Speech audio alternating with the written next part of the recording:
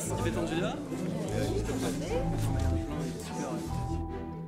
Quand j'ai lu Au bonheur des ogres, il y a eu vraiment une évidence tout de suite qui était que ça correspondait vraiment à quelque chose que je voulais faire après Tim Paulbach, c'est-à-dire un univers contemporain, parce que l'idée a tout de suite été de l'adapter aujourd'hui.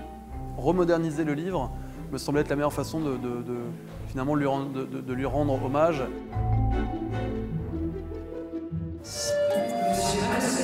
Au bureau des réclamations. Du coup, moi j'avais envie qu'aussi il y ait un contraste entre le magasin qui soit très moderne et puis que par exemple chez Malocène ça soit plus contemporain comme ça. Bienvenue dans la famille Malocène.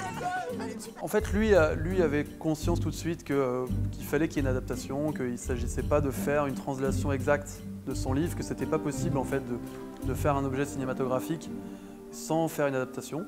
Il m'a aussi laissé dans la possibilité de m'approprier les choses.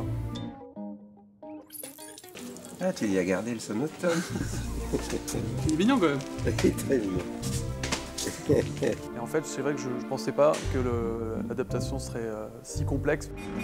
L'univers de Pénac, ça n'arrête pas, quoi. C'est hyper abondant, c'est très riche de détails, c'est très riche de différents styles aussi qui se marient. Il y a un univers très difficile à rendre, dans le sens où dans le livre, il y a beaucoup d'affection dans la famille Malocène, il y a beaucoup de tendresse, il y a beaucoup de joie. Et à côté de ça, il y a un univers très violent qui est celui du magasin.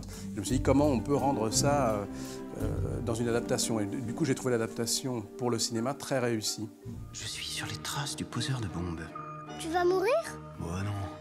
Quand je te raconterai la fin, sinon. Et je crois qu'en tout cas, j'ai fait vraiment le film dans le souci de lui rester fidèle et de rester fidèle à ce qu'on ressent quand on lit le livre. Bon, il y a M. Pénac qui va nous laisser, je pense qu'on peut l'applaudir pour tout son travail et le remercier pour sa confiance qu'il nous a donnée. Merci Daniel. Salut et bonne suite, un bon courage et vive vous. Merci Daniel.